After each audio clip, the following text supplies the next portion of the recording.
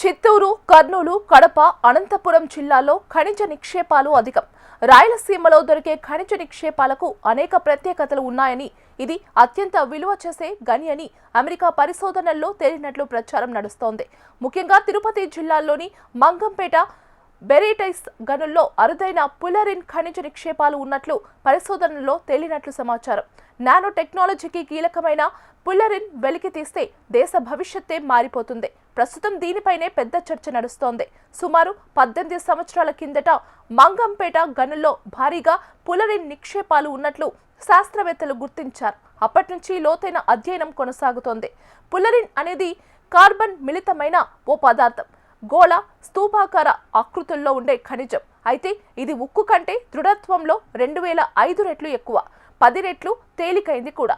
అందుకే అమెరికా లోతైన పరిశోధనలు చేపట్టింది. మిగతా దేశాలు సైతం ఇప్పుడు అదే పనిలో ఉన్నాయి.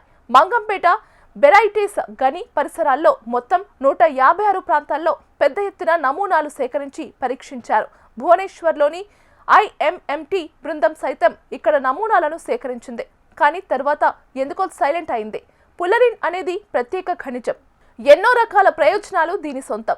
బుల్లెట్ ప్రూఫ్ జాకెట్లు, పిడుగుపాటు నుంచి రక్షణకు, విమానాలకు పైపూతగా దీనిని వాడతారు. క్షిపణిలకు ఈ పూత రాస్తే రాడర్లు కూడా పసిగట్టలేవు. ప్రధానంగా ఇంధన వాహకాల తయారీలో ఈ ఖనిజాన్ని ఎక్కువగా వినియోగిస్తారు. Micro electro mechanical systems, solar energy technology పరంగాను దీనిని వాడతారు. ఇంతటి ఈ ఖనిజంపై అమెరికా సీరియస్ గా పరిశోధనలు చేస్తోంది. సక్సెస్ అయితే ఈ ఖనిజం నిజంగా బంగారమే. ఈ దేశ తలరాతనే మార్చేస్తుంది.